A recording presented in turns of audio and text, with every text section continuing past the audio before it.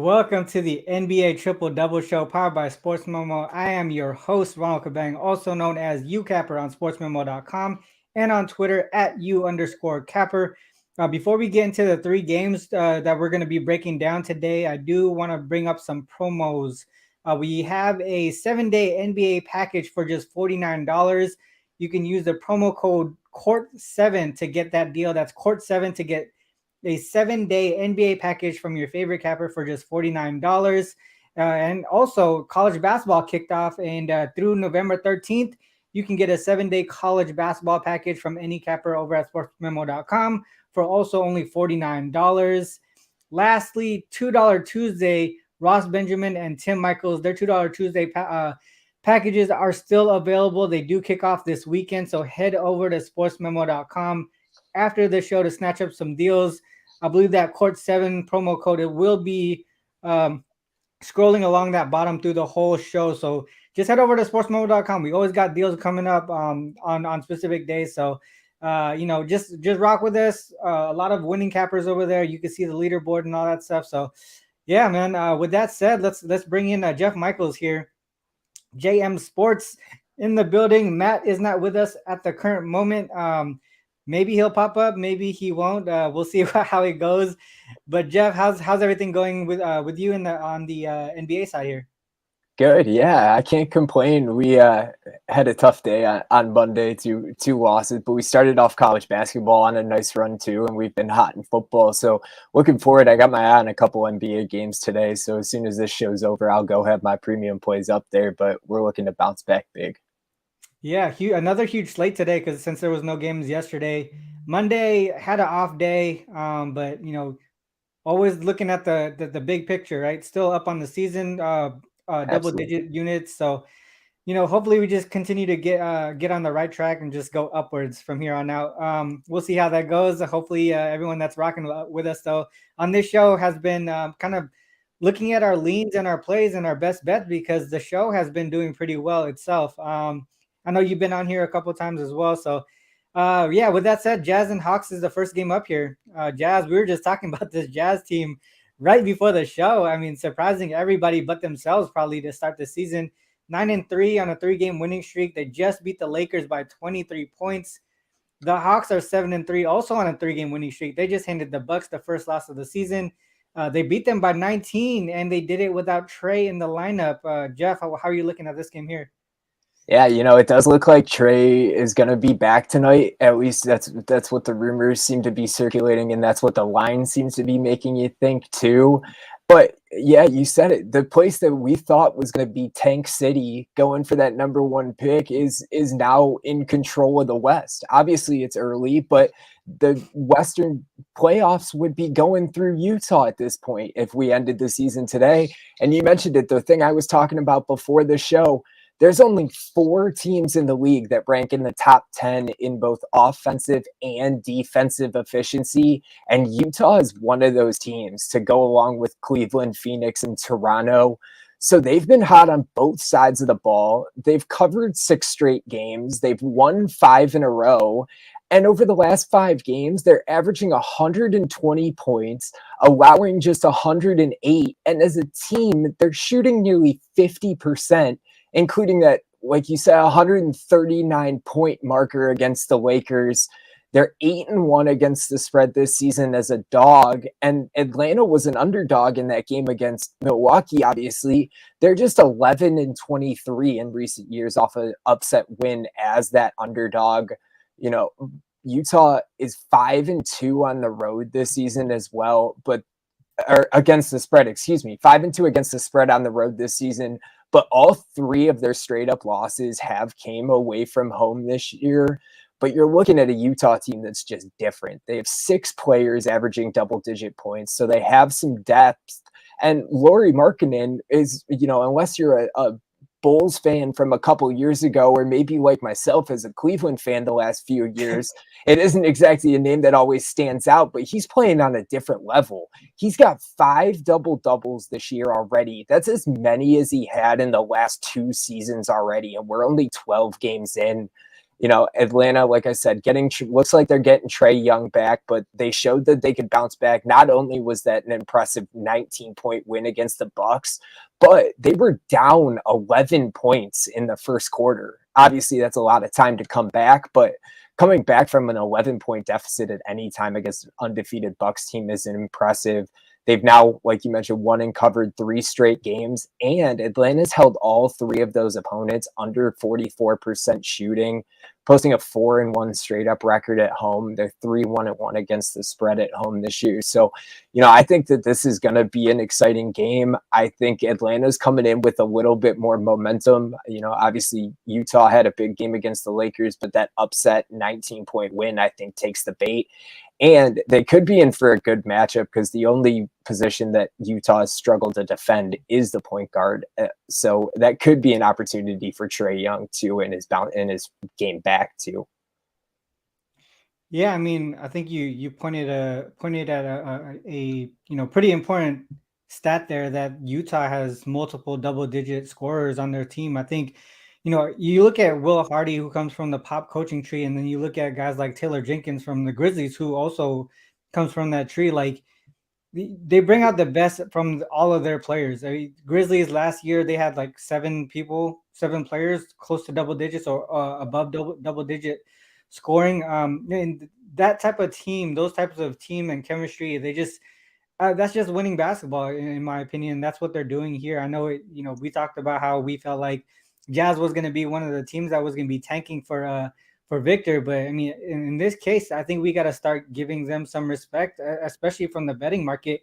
And I think that we see that here. I mean, they're only 3.5-point dogs or 4-point dogs here in this situation against a Hawks team who just kind of beat the number 1 team in the league right now, which is the Bucks, by double digits without one of their top players. So I think right now they are definitely getting the respect finally. And the Jazz, they're playing their 3rd game in 4 nights. The Hawks, though, they're playing their first game of back-to-back home games.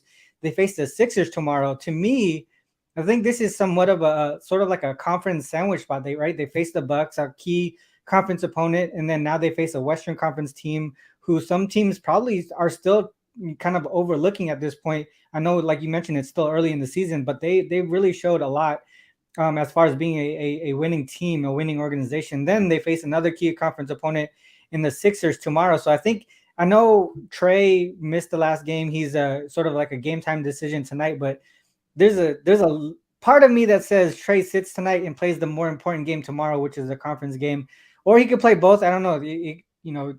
With load management and injury management going on right now, like, we don't really know what's going to happen.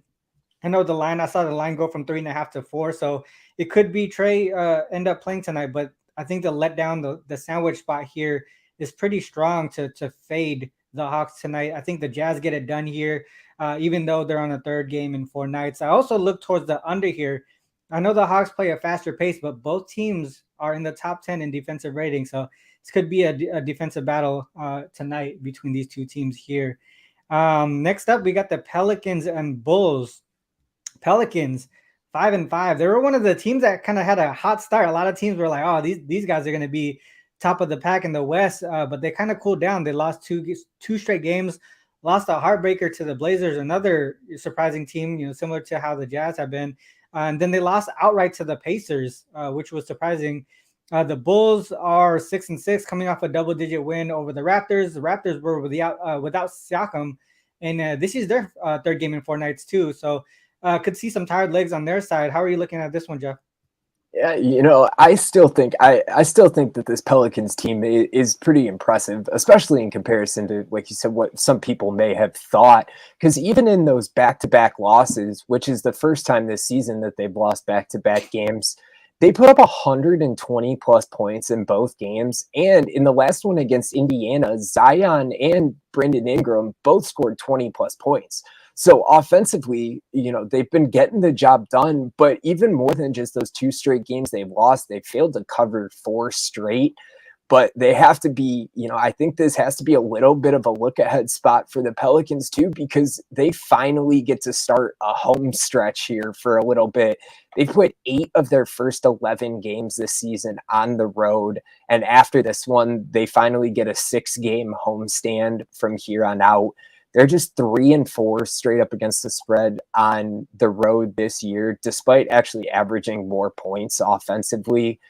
But it does look like they're getting healthier. The last time that I was on this show, we had to go through a novel of New Orleans injury list just to get into the game. They do still have 2 names that I noticed that stood out right away, that were Larry Nance and Garrett Temple, that we have that are back on that injury report. But Chicago's dealing with injury issues too, with Kobe White and Andre Drummond. But, I do think Chicago has a little bit of momentum coming into this one. They lost 2 straight too.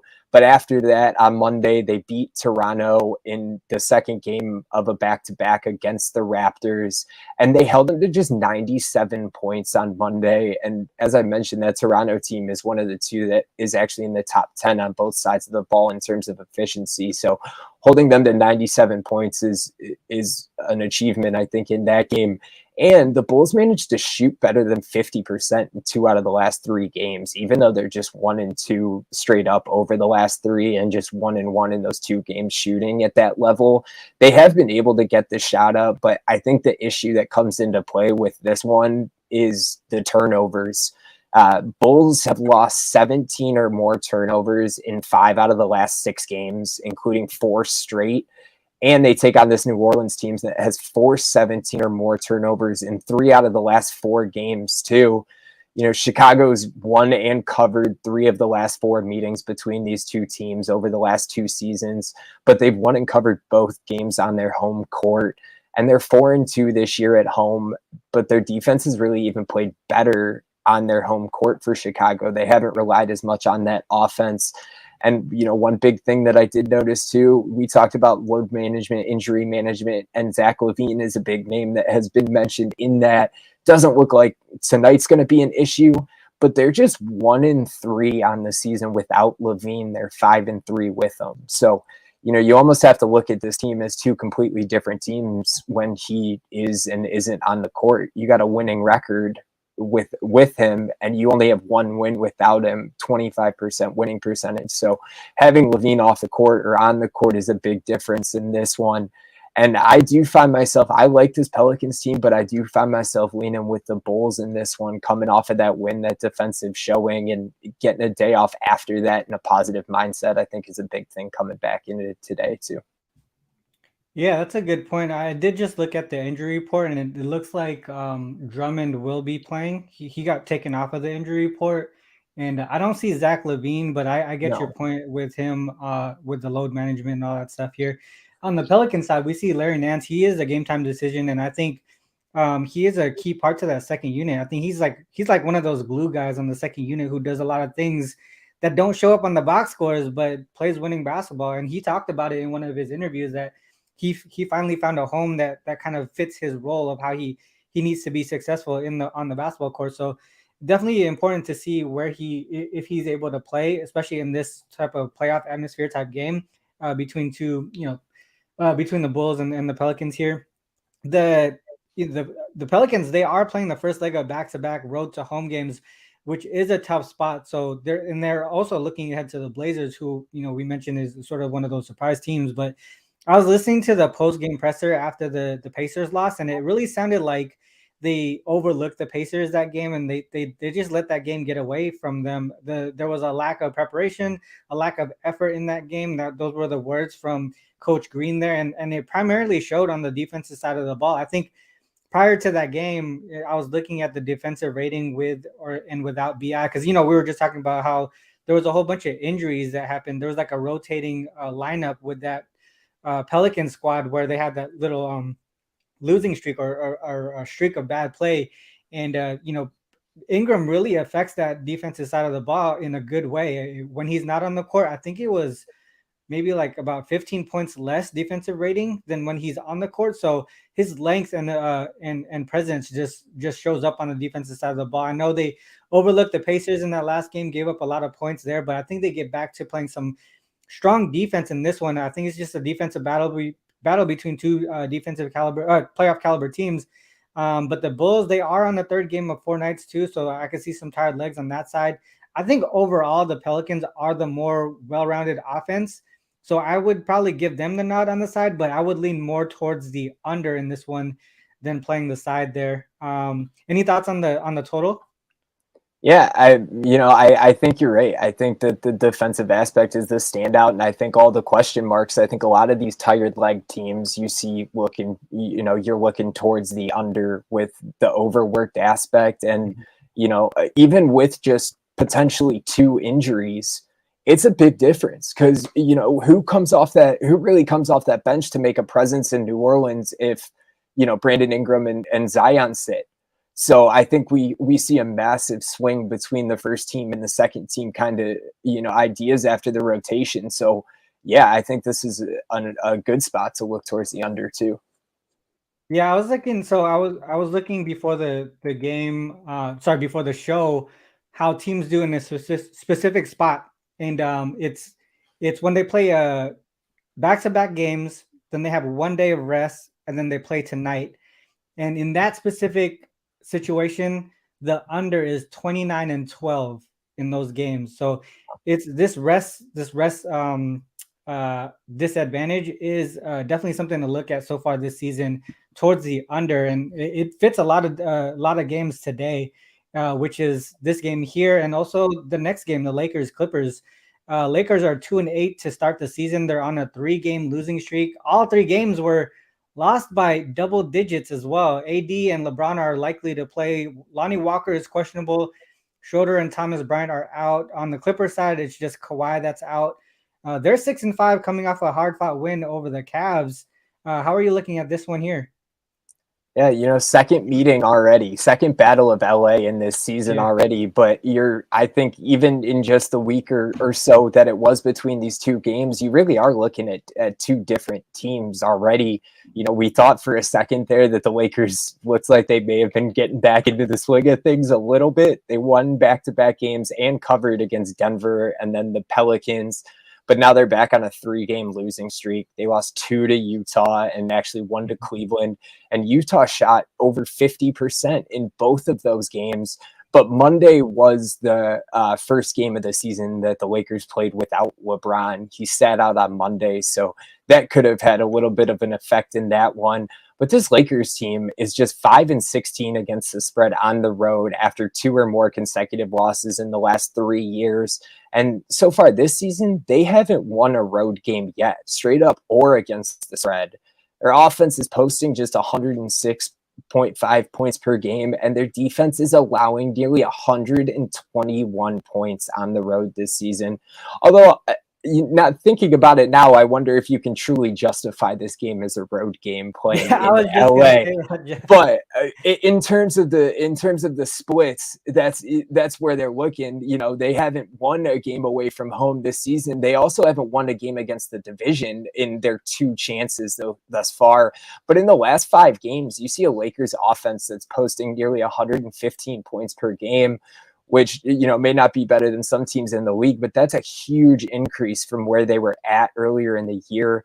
But their defense has still been one of the biggest struggles. They're allowing 122 points per game over the last 5. And you mentioned it quickly, the Clippers come in with actually a lot of momentum, I think, off of that big win on Monday. Cleveland's a team that everybody's looking to take down now, obviously. Even Paul George made it a comment that after their comeback win on Monday, that was a momentum swinger and a momentum booster, especially when you do it against a top quality team. They were down 13 points with just 5 minutes to go against Cleveland, and they ended up winning in overtime. Clippers have won 4 out of the last 5. They've covered 3 out of the last 4. And it actually shocked me. They're going for their 9th straight win against the Lakers. They're 7-1 ATS in the last 2 years, and they've won all 8 games. And, the Clippers have actually played slightly better on the road this season than they have at home. But, again, we were talking about that efficiency thing a little bit before we got on the show.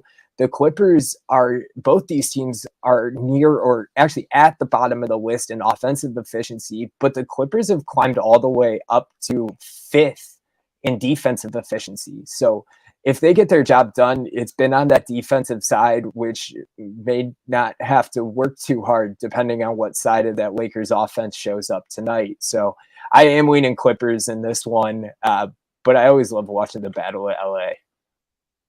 Yeah. You mentioned the Clippers have been owning this matchup lately. You said eight straight wins. Straight. Yeah, that's tough. I mean, and that's dating back to like 2 seasons ago. Then if that's the case, 8 games. But both of these teams are playing that third game in 4 nights, and I just mentioned that stat of looking towards the under. So to me, that's probably where I'm going to be going with this game. It's just crazy to think that I mean, both of these teams, bottom 2 in the league in the offensive rating, 29 and 30. The Lakers being the bottom team.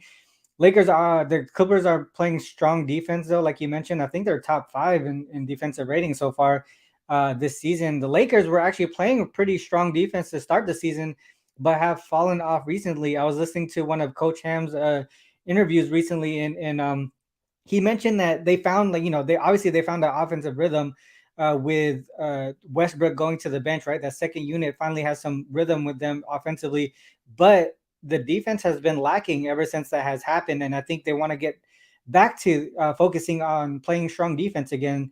And both of these teams, I mean, I don't know, just bad offense and focus on defense. It's always a recipe for an under. So I would probably look towards that way, especially with both teams on playing on third game in 4 nights. So that would be the only way that I go.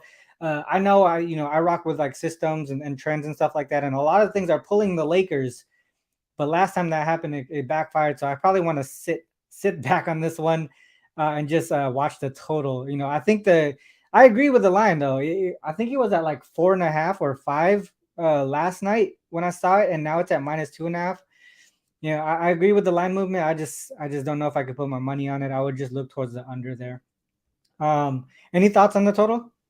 Yeah, I was gonna jump. My only comment to it would be that one of the biggest, how many scorers do you actually have on the Lakers with the offensive production? But LeBron didn't play Monday. So if you really factor in his play to, if you're shooting close on a total, it could make a difference that their best player isn't on that back to that 3 games in 4 days kind of aspect. Good point. But that's not obviously the whole team, and there's 11 other guys on the team, and it is impressive what Russell Westbrook has done off the bench, even though he hasn't exactly done it quietly. I don't think he liked that shift over there. I think it's been a benefit for him, and I think it's proven in the stat line as well as even how the team's playing, finally picking up 2 wins. So I would be looking under with you too. I am backing you on that, but I figured I'd mention that LeBron thing because he does have he's got 2 days of rest on his legs. Yeah, no, that's definitely a good point, and I didn't think of that at all. So that's good that you mentioned that. The other thing too, man, we've been giving Westbrook a lot of flack to start the season, and he moves to the bench. And I was watching that game the other day, and I caught myself saying, bring Westbrook in the lineup, like to get them back into it. And never thought I was going to be saying that this season, but that's where we are here. With that said, man, did you have something to say on that? No. I was, I don't think that was what anybody would have expected, but it's been a benefit, obviously. And I think he shut his mouth to the media now that he realizes that it could be a beneficial thing moving forward if somebody wants to sign him because he's playing better.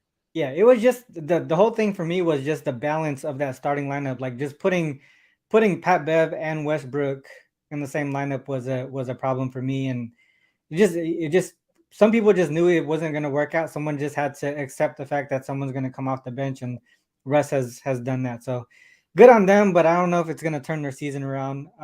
With that said, best bet time. We had 3 good games that we just broke down. I feel like I like the games that we talked about. I'm probably gonna have some of those as premium bets today.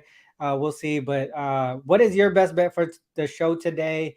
and also talk about what you got going on the premium side. Yeah, guys, as I mentioned, I will have my basketball action up after this show.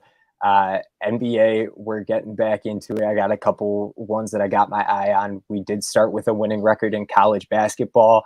I may give you a little sneak peek there too, but I am going to have a couple college basketball plays for tonight too. So definitely got some basketball action, and we do have a nice little deal running for myself over at Sports Memo as well. If you use code SAVE50, you actually get 50% off any of my all access or extended packages that are over $100. So use it to get going with college basketball, use it as we continue the hot streak in football, or use it all together and get an all access package, get it all at once. So save 50 at checkout works for any of my packages over $100 over at Sports Memo. But for my best bet for this show tonight, guys, I'm looking at one of those other surprise teams that we talked about a time or two. I'm looking at Portland minus the points against Charlotte tonight. I really do like what this Portland team has done this year. They're ranked in the top 10 in defensive efficiency, and they're taking on a Charlotte team that shot under 42.5% in 6 of their last 7 games. So adding those two factors together, I could be looking at a low scoring game for Charlotte too. If you like those total aspects, I do find myself leaning a little more towards sides than I do towards totals, but that definitely leads me to point that way as well.